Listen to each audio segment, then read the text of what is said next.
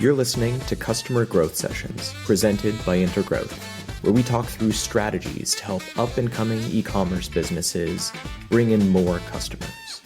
I'm your host, Pat Ahern. Let's jump in. All right, listeners, welcome back to the latest episode of Customer Growth Sessions. Today, I'm thrilled to have on Dan Wood, the founder over at Break Digital. Dan, welcome to the show. Thanks, Pat. Great to be here. Absolutely. Great to have you on today. Can you start out by giving us an overview? What is Break Digital? What do you guys do over there? We are primarily a Google Ads consultancy, although we do all kinds of other paid media as well. I started a long time ago in marketing and with advertising, but really for the last 8 years or so, I've been focused on Google and Meta advertising, really on the paid channel. I stopped advertising that I do websites a long time ago, although I've built 4 already this year and the 5th one coming, but that's just a function of network and history. But specifically, I help agencies and small businesses get results from advertising. And we'll get a little bit into your course as we get deeper into the session today. Yeah. But listeners, for context, we're really going to focus today's episode on what I would refer to as how you can take the do-it-yourself approach to build up or improve an existing Google Ads campaign. So with that, maybe a good place to start out, are there certain types of e-commerce businesses that you either strongly recommend that they invest in Google Ads or you strongly recommend that they don't invest in Google Ads? Oh, wow. It'd be hard to make a blanket statement like that. I've heard a lot of people say or complain that Google Ads just doesn't work, but at the same time, they're one of, if not the largest media companies in the world. And there's a reason why they make $1 billion a day in profit. Somebody's getting results from what they do. And a lot of people aren't. Really, you'd have to look at your business overall and see what makes sense. You probably have to spend some dollars somewhere in marketing, investing in your customer acquisition. So I think the goal is to try to measure the results from one channel to the next and just see where you're getting the best ROI. Well, let's talk about measuring those results, because I know one of the questions that can always be front of mind with Google Ads is, how long do I have to invest in it before I can start to see a return? Maybe for listeners that are interested, but they're a little on the fence about investing in Google Ads, is there a certain guideline you give to say, hey, you should really expect to invest X dollars before you've kind of given it its fair share or given it its fair opportunity? It's more about the amount of data that's collected. So it's like speed to data. So when we have our conversion tracking set up properly, so we can measure whether or not we're getting results and which parts are working, then it's a matter of optimizing for those parts that are working well and trimming the fat from the rest. And so we mentioned Alex Hormozy when we were talking before. He says all advertising works. It's just a matter of how efficiently it works. So you might start off with a negative 300% return on your ad spend. Can you get it up to a positive 300? There's a bunch of steps to take that through. One of the dangers is investing too little and giving up too soon. If you don't have data that is conclusive, if you're not tracking things properly, then it's really hard to know what's going on. And if you've only just put your toe in the water and not made an effort to really make it work, like a solid investment, it's probably not worth trying in the first place. Within that data collection side of things, let's say for e-com listeners, is there almost a certain amount of e-com orders you should expect to place through Google Ads before you've given it its kind of that fair opportunity to test it out, see if it's a good medium for you? I mean, usually you sort of get a textbook answer to a question like that. Like Meta wants 50 conversions in 2 weeks. Google something similar, because those algorithms are trying to optimize your results based on the data that they have. Kind of like your music streaming service will use the feedback it's getting from you as you're adding songs to playlists or skipping tracks or searching for things. That song recommendation engine is trying to recommend your new favorite song, and it can only do that when it has data. So similar, all of the ad networks, Meta and LinkedIn and TikTok, they are trying to figure out what it is you're really trying to do, who it is you're really trying to target, or what your customer looks like up into the point where they go to your website and buy something. And that just takes data. It's a matter of, I hate to say it depends, but it really does. It depends on your competition. It depends on your niche. It depends on the cart size. If your average order is $100, it doesn't make sense to pay $3 a click. That's just not going to wash unless you have a larger customer lifetime value. So if that first order is $100, but that person comes back 8 times a year for the next 5 years, then you can spend more to acquire them. And maybe your competition does too. I like to take a little more of a holistic approach than to just say, yeah, Google Ads is great, you should do it. It's more like, let's measure everything and see, because maybe an affiliate program is better for you. Maybe direct mail is the thing that's really going to make your business click. But we need to be tracking that data first and understand the numbers so that we can make decisions. Maybe we pick out a sample business. Can we walk through the process together Sure. of some of the, maybe the big things to keep in mind when we're setting up that first Google Ads account? Yeah, absolutely. The most important thing is the conversion tracking.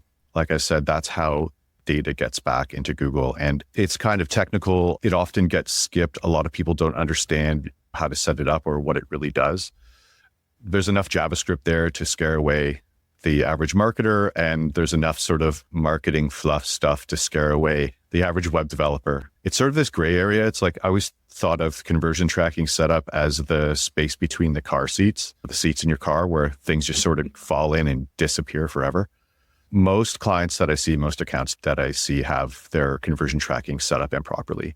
So they're tracking redundant conversions, or there's the things that they're missing. So that's really the most important step. If we're going to get results and optimize for them, we have to be able to measure them properly. It's not just a marketing report thing. We're actually feeding data into the algorithm so that they can work better. If you think about it like this, you don't have an infinite marketing budget. And so whatever network you're running on, just say Google in this example, has to make decisions about when to show your ad and who to show to. Your ad is not going to run every single time your keywords are searched. And with broad match keywords, there's like not an infinite, but a very long tail of keywords. And so with a finite budget, Google has to make, like, air quotes, decisions about when your ad should run or not. And it only gets better, like that music recommendation service, your music streaming service, it only gets better at doing that when it has data to work with. So it'll show an ad, that person doesn't click, show an ad to another person, they don't click. And eventually a pattern in the data starts to emerge. So before we started recording, you and I were talking about like a hypothetical business that is a tattoo supply shop, providing all sorts of tattoo supplies for different like tattoo parlors across the country.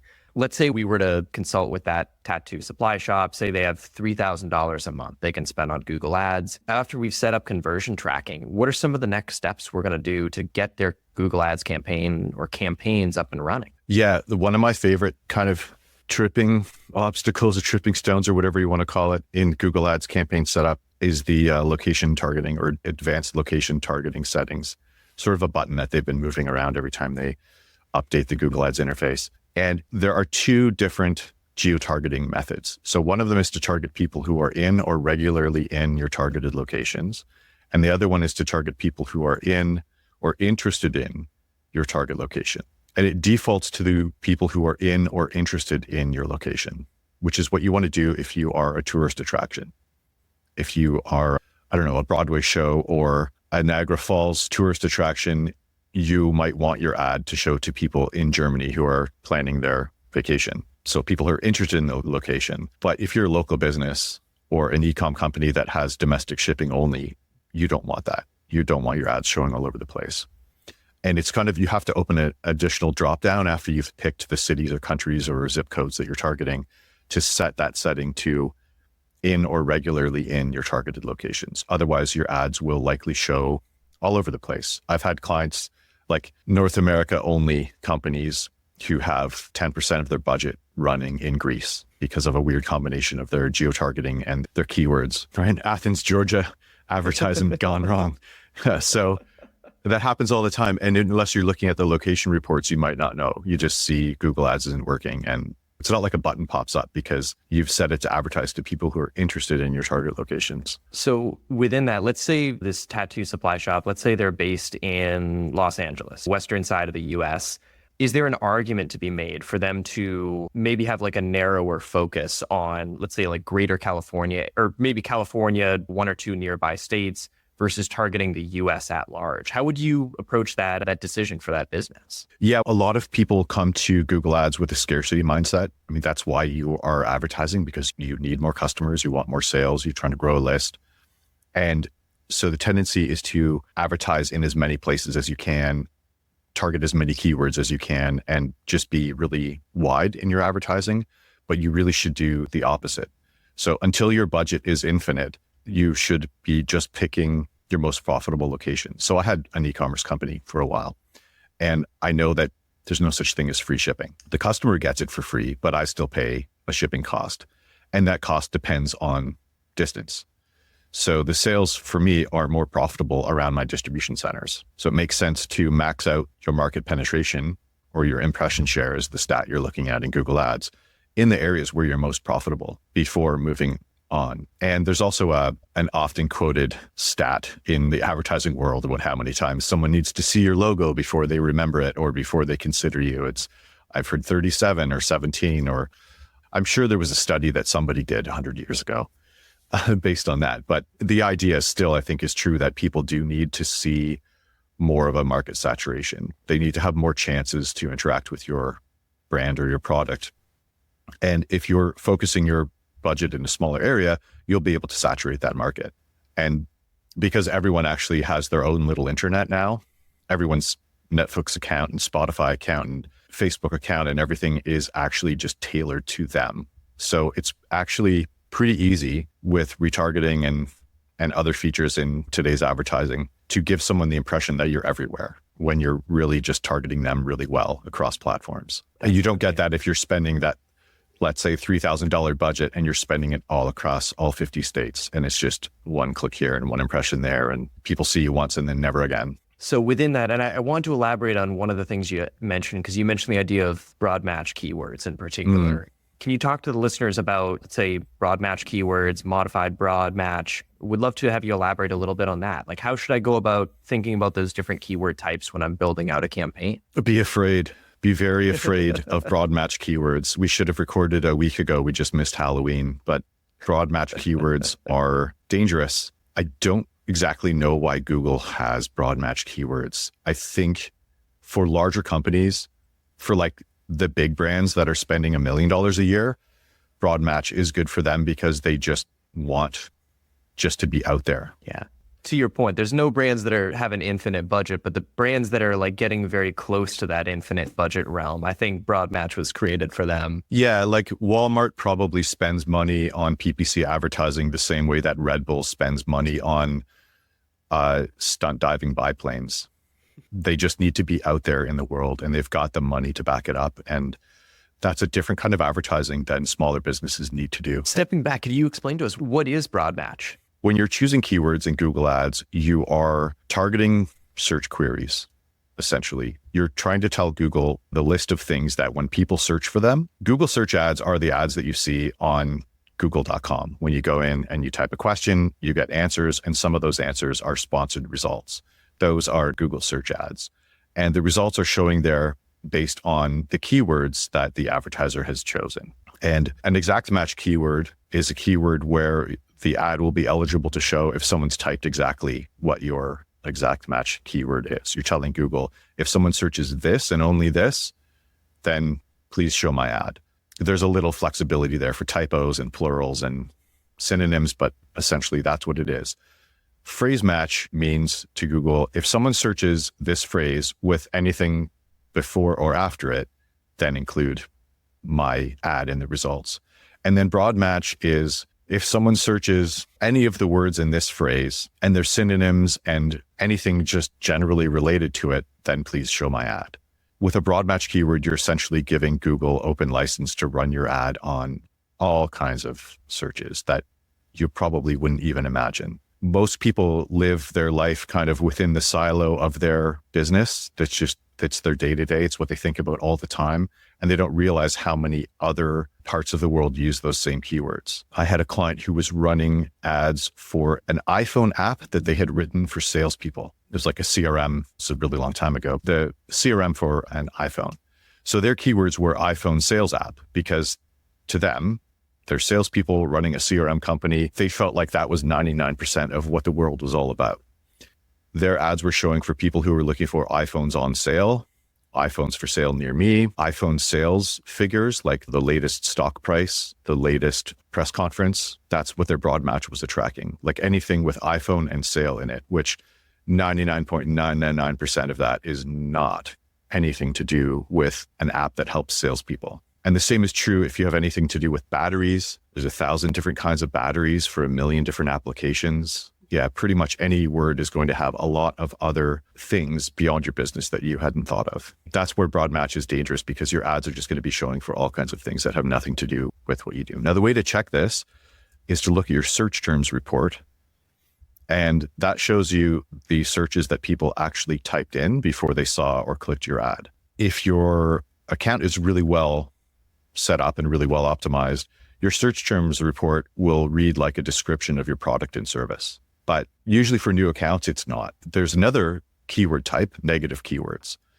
And these are phrases that will suppress your ad. So you could say, I guess in that iPhone example, it would be, you would have negative keywords for like phone plan or used phone, or all of the, you're trying to pick a negative keyword that's going to stamp out all of those 99% of irrelevant searches, so that only the ones that match for you are going to hit. So let's say, for going back to this tattoo supply shop, you shared some awesome examples there. To recap, you mentioned the idea of like, hey, be very cautious with broad match keywords, the importance of geolocation, and how, especially if you're shipping a really heavy product and maybe you have a couple different fulfillment centers in whatever country or whatever states, cities you're based in, how shipping close to your fulfillment centers can be a huge way to save money on just shipping costs in the short term until you reach market saturation. Outside of that, though, let's say that you encounter a new tattoo supply company and they're spending $5K a month on Google Ads. Are there any other really common mistakes that you see when you're auditing accounts like that? Right off of the bat, you say, oh, okay, I'm going to check these 3 things or these 5 things. Very likely I'm going to be able to save them a ton of money from making a couple of those updates. When we have our conversion tracking set up properly and we're optimizing our location targeting, then we want to look at our campaign types. So we've talked about search ads. There are also display ads and shopping campaigns and some others as well. And they can work together really well. So you could, for example, have a display campaign that is running on a retargeting audience and advertising to people who've been to your site but not purchased, or people who have come to your site and bought something a month ago.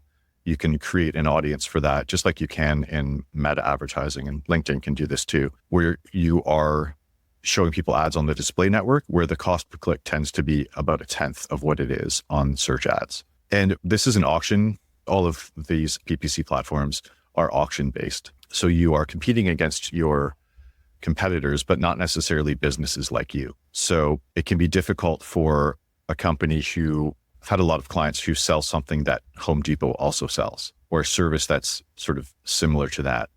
And you can never compete head to head with that, with like a big box store, IKEA or Lowe's, because they just need to get someone in the store. If you're an e-com, so you're trying to sell a $500 item on e-commerce, and Home Depot will spend $2,000 selling that $500 item, because when you walk into the store, you're going to spend $3,000 more on other stuff, just the nature of a big box store. So for them, if you're looking at that purchase in isolation and trying to be profitable there, you have to be careful if you're competing against other business models who are just using that as a loss leader. And that can drive up the cost. Because it's an auction, you might be competing against people who are willing to pay 5 times what you can. We have to have some workaround. And display retargeting is one way of leveling the playing field there. So Dan, one of the other things I had that I wanted to ask you about is, let's say you're talking to a business and they tell you whatever the number is, whether it's 3,000, 5,000, 10,000, they can spend a month on Google Ads.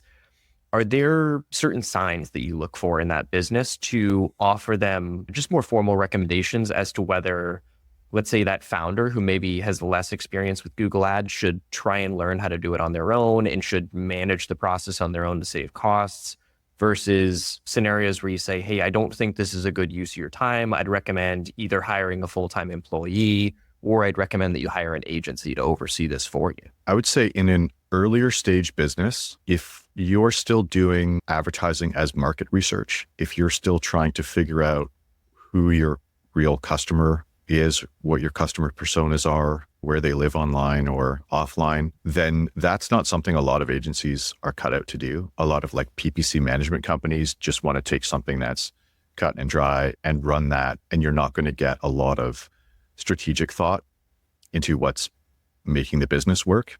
because those agencies are essentially hoping to work with more established companies that just know their keywords and their sales is kind of formulaic and it's just like rinse and repeat kind of thing. That's where, as an early stage company, you probably want to be more hands-on.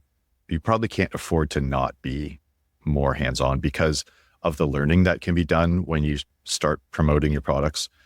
And also because of the amount of strategy and, I guess, creativity that's going to be involved in making it work. If you're running paid promotions and then you're updating your landing page, then that's one kind of thing. But if you're actually revising your product or service, you're still inventing the business. So that's something to be careful for. You can hire a cheap agency and then fire them 6 months later and then repeat that over and over. If your complaint is that they're just not thinking hard enough about what the business needs, then you're too early, probably. I want to have you talk about the course a little bit, because I think this could be a huge value add for a lot of those founders that should be running Google Ads on their own for the time being. So can you tell us more about the course that you guys are offering? Yeah, so I run a mastermind group that focuses on this framework. We've talked about the first couple steps of this framework for fixing a broken Google Ads account or starting one from scratch according to best practice. And these are the first few steps that we work through in that program, basically. And I work with marketers and also entrepreneurs who are trying to figure this out. And then we actually take a more holistic approach. It's not about just promoting Google Ads as the solution. Like, it doesn't always work. It isn't always the best answer. But when we're doing paid advertising holistically, which means we're thinking about the business, we're thinking about the customer lifetime value, we are not just sending traffic to the homepage, but actually developing landing pages that will specifically capture certain customer types, then we're actually doing a kind of content marketing there, which can lead really nicely into SEO. We're developing marketing messages that will also carry across all the other marketing channels. When we really dial into what our customers' pains are and how we solve those, then that kind of marketing messaging can carry out anywhere. It doesn't have to be a pay-per-click ad on Google, because it's really a matter of taking that to where the people are, where your customers are, wherever that is. Yeah. And I'll definitely second that. I always joke that I feel like it's almost like playing the game with cheat codes when we work with a new business that has been investing in Google Ads. Because if they can show us their Google Ads reports and say, hey, here's where we're getting conversions from, here's where the ROI is, then it's just definitive for us to say, oh, this is where we should put our SEO efforts. This is where we want to rank in the long term. This is where the best ROI is. Dan, this has been awesome. Maybe anyone who wants to learn more about Google Ads, someone who's looking to get started with Google Ads on their own, any other resources that you guys offer that they should check out next? Yeah, so we do a free training several times a year, and it's a 2-day training where we walk through this framework and some other things.